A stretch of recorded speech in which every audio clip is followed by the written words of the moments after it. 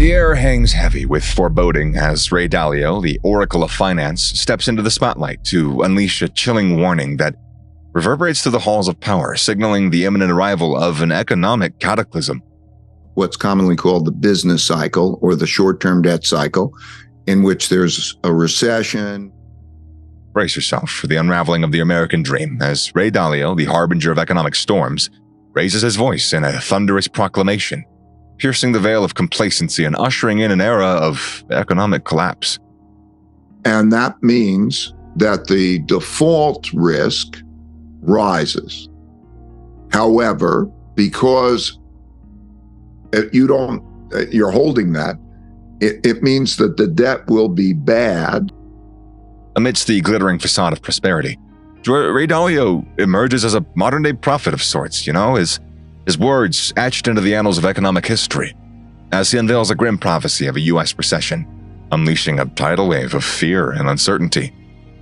I look at three major forces that are happening now, haven't happened in our lifetimes, but have happened many times in history.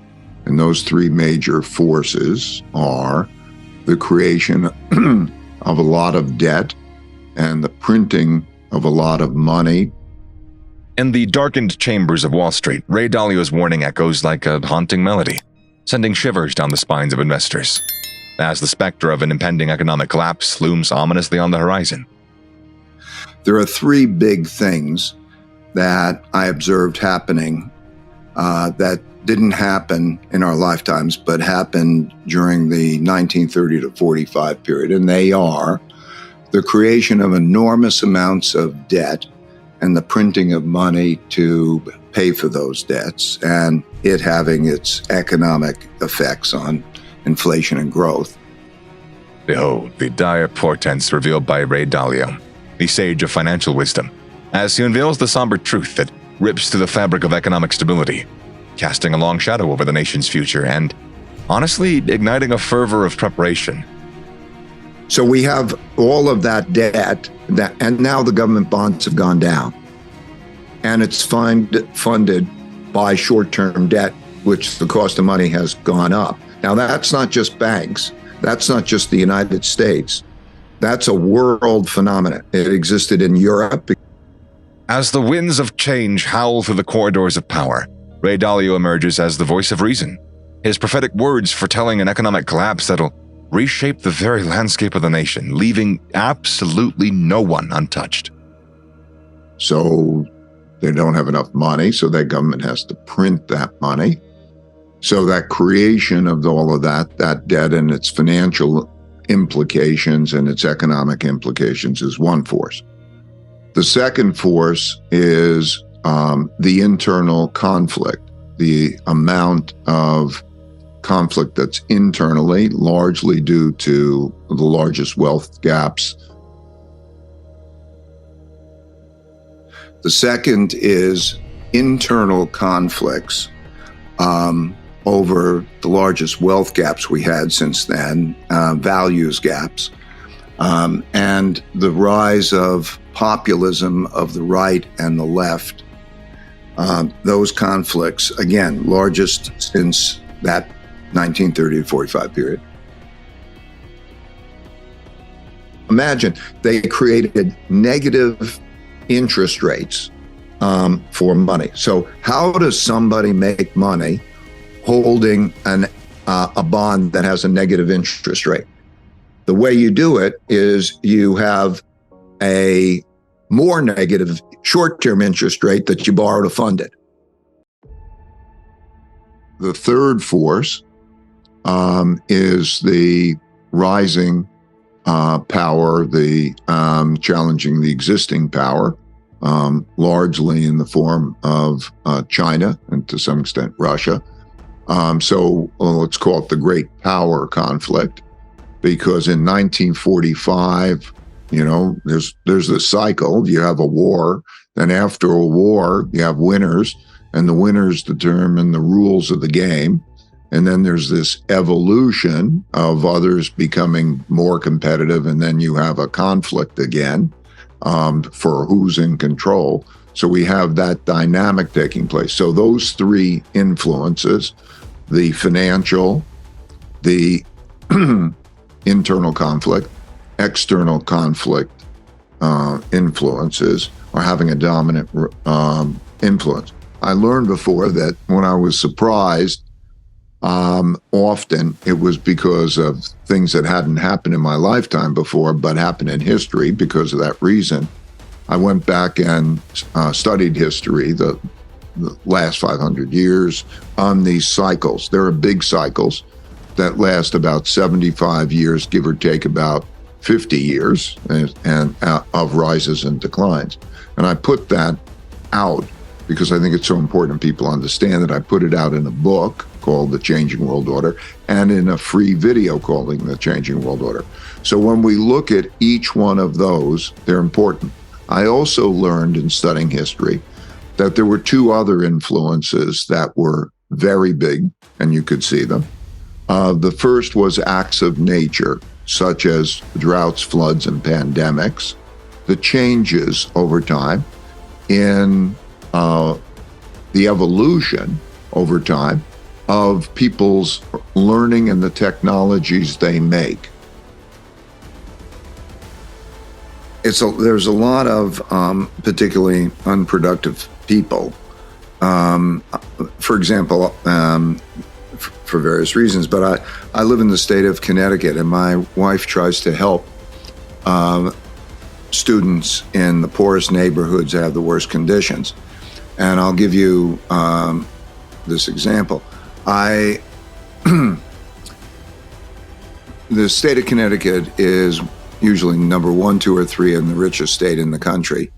But 22% out of the last survey, it's actually higher than this, 22% of the high school students in Connecticut have either dropped out of high school or have absentee rates of greater than 25% and are in failing classes. And there's a great deal of poverty and the breakup of the families and the guidance. There's a cycle that takes place.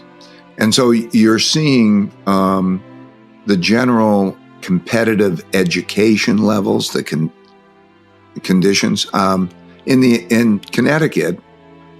So we operate philanthropically, and I'll give you an example. There was COVID, and the kids have to get educated. And 60,000 kids didn't have computers or connectivity. And no government was going to do anything about it. So, we had to buy 60,000 computers to give it to kids in order for them to have education. Well, and there's hunger, and there's poverty, and there's drugs. It's how the educational system is funded.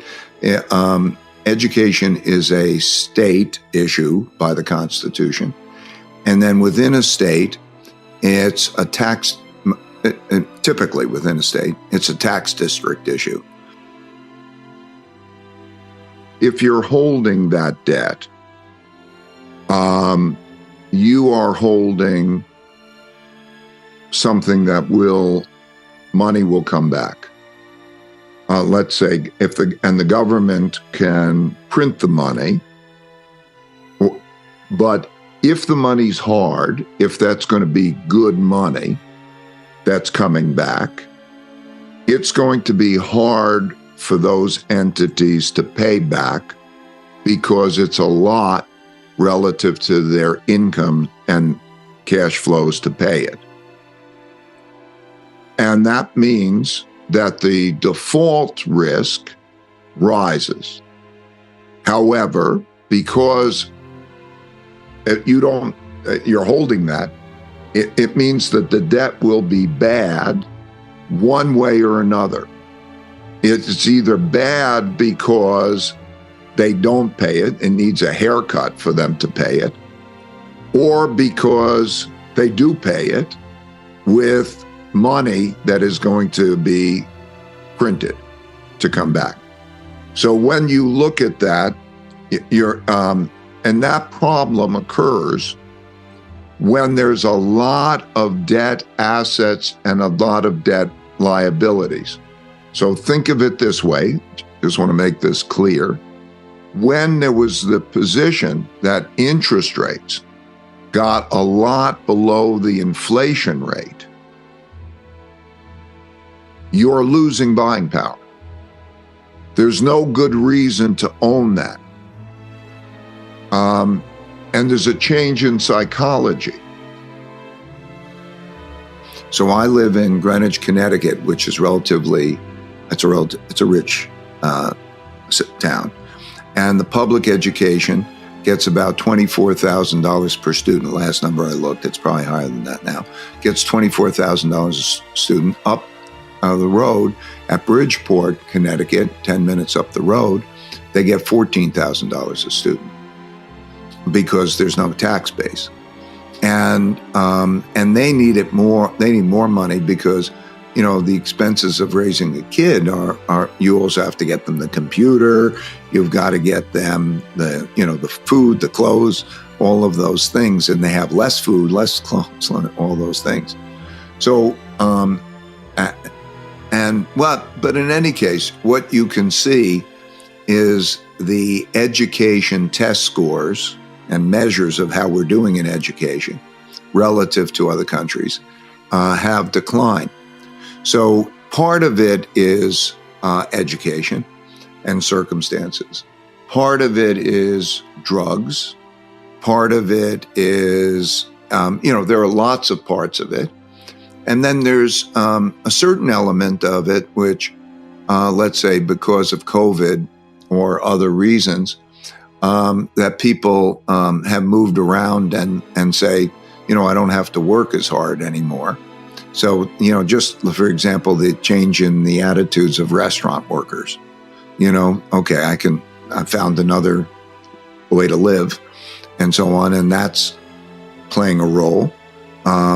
Of course, also people, as the baby boomers are older, they drop out of it or they want to retire earlier, and they do. In these cycles, there are short-term cycles that build up to create a long-term cycle. So, for example, we're used to what's commonly called the business cycle or the short-term debt cycle, in which there's a recession when there's economic weakness and low inflation, and then the central bank provides credit, and that stimulates activity, and then you have the pickup and the good time in the economy, but then it raises inflation and tightness and so on, and then they create tight money, and then you go through the contraction again and so on. So since 1945, there have been 12 and a half of those cycles. On average, they're about 7 years long, give or take about 3 years. So if you say, okay, where are we in that cycle? We're in the business cycle. We're about halfway through. We're in the part of the cycle where the tightening of monetary policy to fight inflation begins to cause the cracks.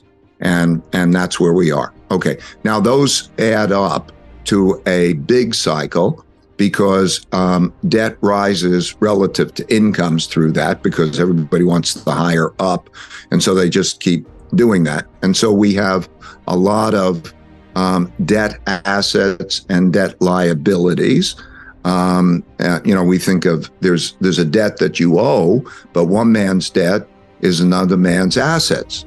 And so you have to keep interest rates high enough that it compensates for inflation for holding it. Because if you don't, nobody's going to then want to lend and you have a problem.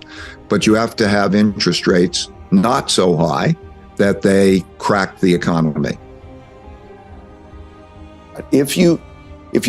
While we don't have an immediate debt rollover like in the next year or two, we have a giant squeeze that's happening.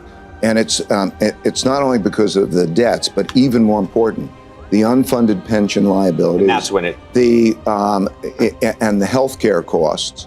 And so we have a squeeze that's emerging.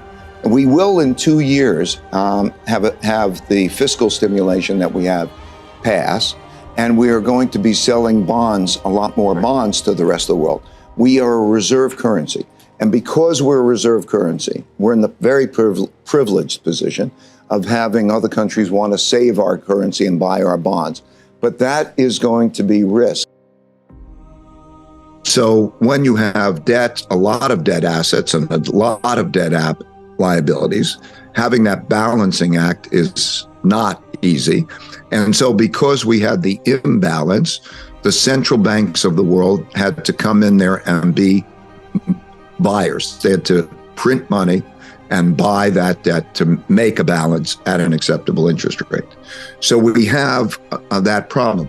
That produced inflation, and we have the financial problem. Now that's connected also to what's happening in the world order, because the United States and China, most importantly, are approaching a war, the greater risk of war, and also Russia is in that.